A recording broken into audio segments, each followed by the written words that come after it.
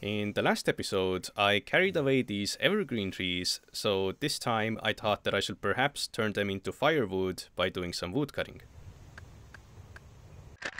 I actually have a ton of axes in this place that I found and gathered from random locations all over the vicinity, and they're all from the Soviet era, so they're pretty blunt, heavy, and the heads are a bit loose, but regardless, I decided that this time I'll go with this big axe and with this small axe.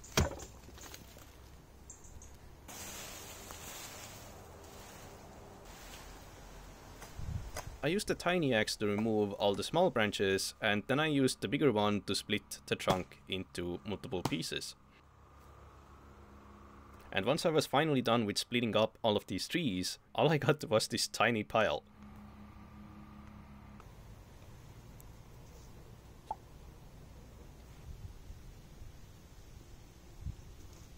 Anyway, despite it being September, it was still pretty green and these bushes were still blooming. Not only that, but comes out that this is a pear tree, which I was apparently sharing with the birds. Speaking of woodcutting, unfortunately the cherry trees had to be removed as they posed some kind of a damage risk to foundations.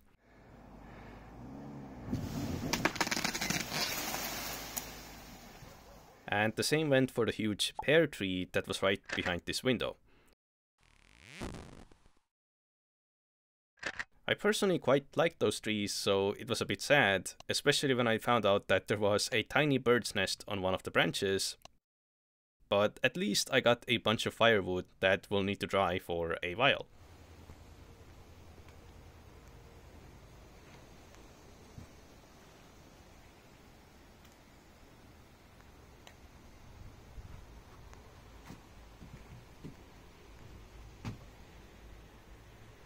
On the next day, I heard this sound outside.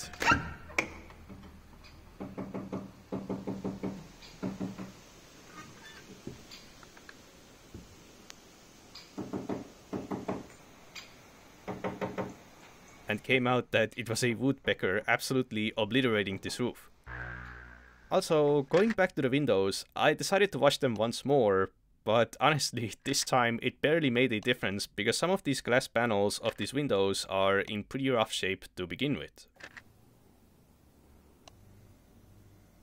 Anyway, this is the well covered with styrofoam so the water wouldn't freeze when it gets really cold, which apparently has happened in the past. However, somehow ants made their way under the lid and carried a ton of sand onto it, and this white powder mixed with the sand is actually the styrofoam that the ants pulverized. What happened though was that the well might have ran out of water, so there was a need to remove the cover, which was very unfortunate also considering that removing it without the styrofoam falling into the water was pretty much impossible. And indeed, the well was pretty empty, but now it was also full of plastic, which is pretty hard to remove. I transferred the water from another well to this one, which is actually a much better well, but the water in it is kinda stinky for some reason, but unfortunately there was no real choice. Luckily it worked though, so now instead of having a dry well, I had a well full of toxic waste instead. As the days passed, the weather started getting colder and with it the leaves also turned crimson.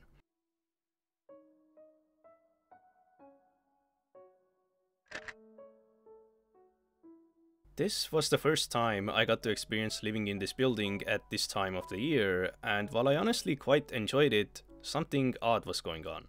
Late at night, I kept hearing these sounds throughout the house. I thought that perhaps it was the pine marten that I saw running across the rooftop some episodes ago, but that would have been rather strange considering that there is a thick concrete slab separating the ceiling and the attic, aka the place where the sound should have been coming from. Moreover, on a rainy night at 6 AM, I decided to get the ladder and check into the attic, but I found nothing.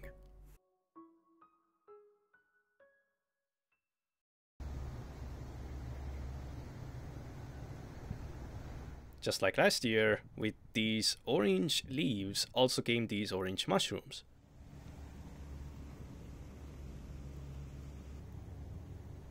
As well as these inky ones that just kinda tinted everything they touched black.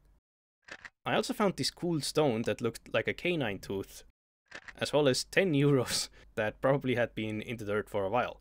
My mixer also overflowed. There are actually tons of leftover branches and logs here that perhaps could be chipped into wood chips or mulch, which I'm not really sure what I would use for, but would be nice if I could use them as firewood somehow. There are also some ancient tools here, such as a refrigerator. Essentially, there is still quite a lot of large-scale abandoned junk here, but also raw materials such as iron fence pipes and large tree trunks that are unfortunately pretty rotten already.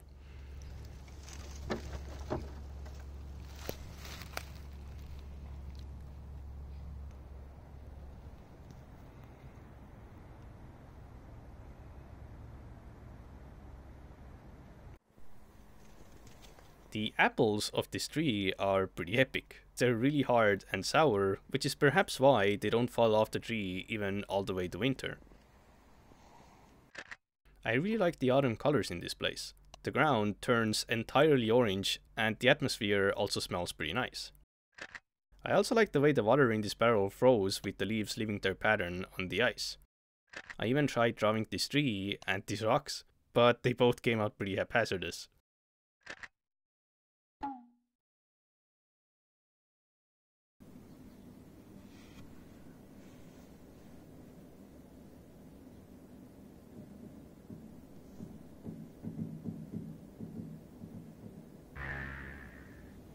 Soon enough, it got cold to the extent that the ground got covered in snow, which happened at around the time I was making the 5 years of learning Japanese video.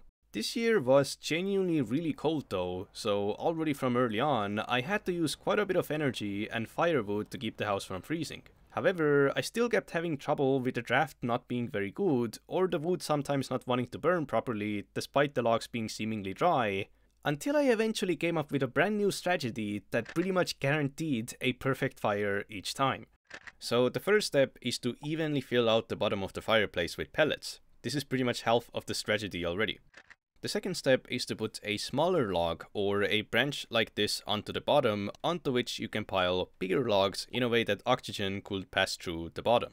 After that, I recommend adding fire starters. I used a few of these white ones that I had lying around, but if you have a pack of like 100, I discovered that it's much better to use like 4 to 8 at once instead of only 1 or 2, as it dramatically increases the likelihood of successfully making a fire, and they don't really cost anything regardless. The incredibly important part here though is to place at least a few of those cubes in a way that the pellets will catch fire independently of the logs as well. Step 4 is to actually start the fire, whilst keeping the door of the fireplace completely open until you're completely confident that the fire is now unstoppable and won't extinguish itself 10 minutes later. This might depend from fireplace to fireplace, but at least in my case, if I leave the door slightly open like this, the fire might not get enough oxygen, and if it ends up extinguishing itself, I can no longer adjust the logs, because now, once I open the door, smoke will start coming in, which leaves me unable to use the fireplace for hours. However, if I instead keep the door completely open like this, the draft is much better, so no smoke should come in, and you're also able to adjust the logs if needed. Of course, you can't AFK this part because you need to constantly monitor the fireplace to make sure nothing will fall out if you don't have a door with a proper cover. And what do you know, the fire starters I placed on top of the logs eventually extinguished without the logs themselves properly catching fire. However, the pellets on the bottom did catch fire, which pretty much guarantees that the logs will eventually get lit as well, and that's exactly what happened. At this point, once I'm pretty confident that the fire will keep burning until there's nothing left, I can either close the door entirely or leave it slightly open for a bit more if I feel like it still needs better draft for a while. Since the pellets burn hot and evenly, all the logs will also burn really smoothly, eventually leaving only smoldering charcoal, onto which you can easily add new logs to continue the fire. As a bonus tip, if you don't have fire starters, sometimes a candle can work as well. Speaking of the fireplace, it was time to also open up the exhaust pipe and clean it from the soot that had gathered over the past year, and there definitely was quite a lot of it. Moreover, I was finally able to add this decorative cover onto the chimney, as well as install an actual protective fireproof glass for the flooring, which was reflective enough for there to be 2 fires now, though only one of them gives heat, which is unfortunate because this year it truly got really cold really early.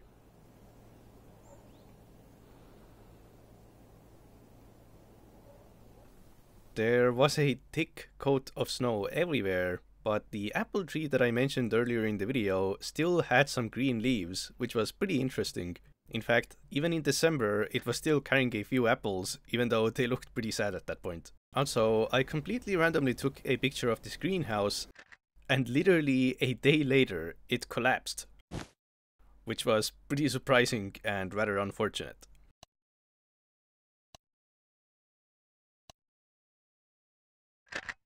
Anyway, I still kept hearing all kinds of weird sounds throughout the house from time to time, but one day it got especially bad.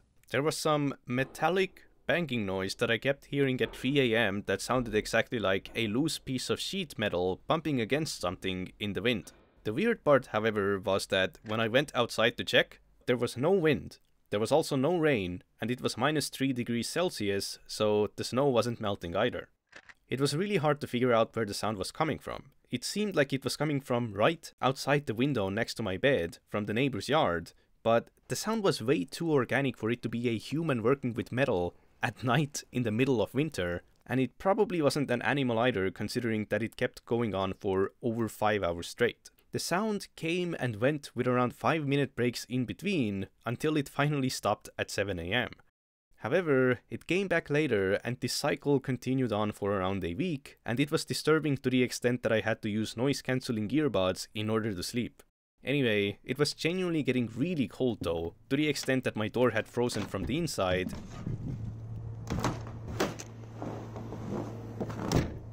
and my car also had ran out of battery, so I couldn't really go anywhere.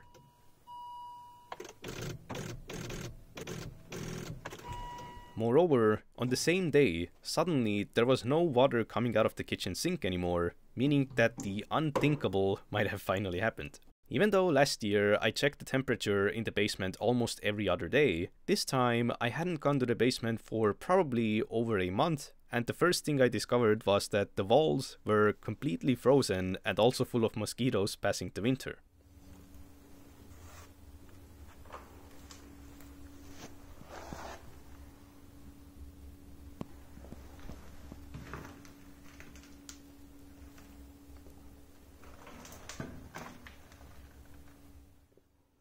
And sure enough, the water filters had frozen.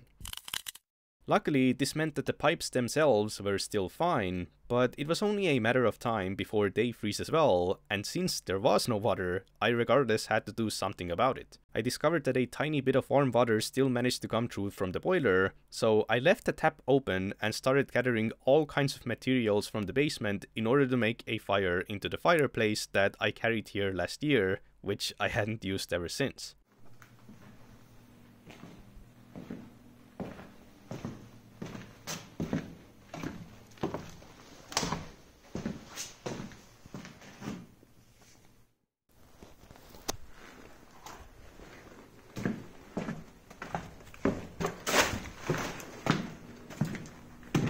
Eventually, I managed to gather a ton of random scrap wood from all over the basement that can be used for heating here, and now I was ready to make a fire into the fireplace.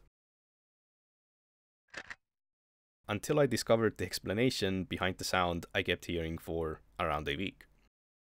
What had happened was that the pine marten had jumped into the chimney from the roof. The chimney has 4 holes, all of which are open from the bottom, the only exception being the one that connects to the fireplace in the basement, which is the one that he happened to fall into. The sound I kept hearing was him pawing at the locked door, trying to get out. The reason I couldn't figure out that the sound was coming from the basement was because it has these open ventilation pipes that lead directly outside, which is why it sounded as if the sounds were coming from outside rather than the basement. The added coincidence of the fireplace being installed there last year, the door of the fireplace being locked, how I just happened to not check the temperatures in the basement for multiple weeks, as well as the fact that the discovery was just a little bit too late, made this sudden realization of everything that had happened incredibly painful.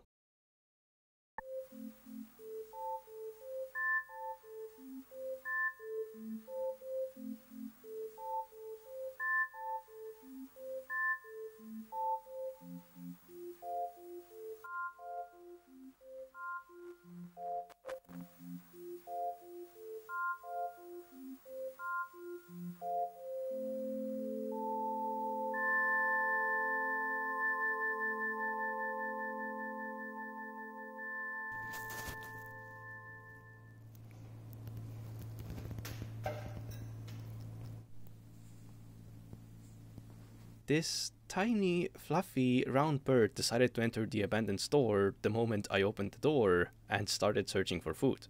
I offered him this ball-shaped bird food as well as some of my own buckwheat, both of which he explored a bit at first, but surprisingly lost interest towards quite quickly. At one point, I lost sight of him and started searching across the store and discovered that he had entered the basement. What was interesting though was that he didn't want to leave. Here he's standing on a hole that leads directly outside, but he instead decided to stay.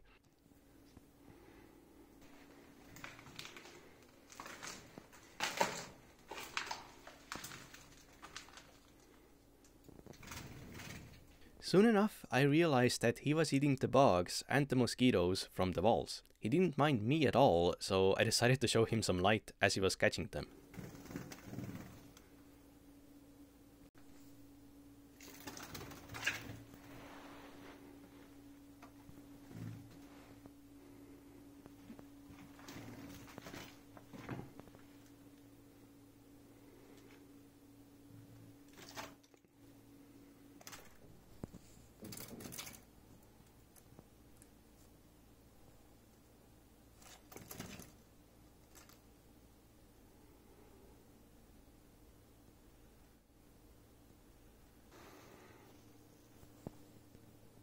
Something also told me that it probably wasn't his first time in this basement.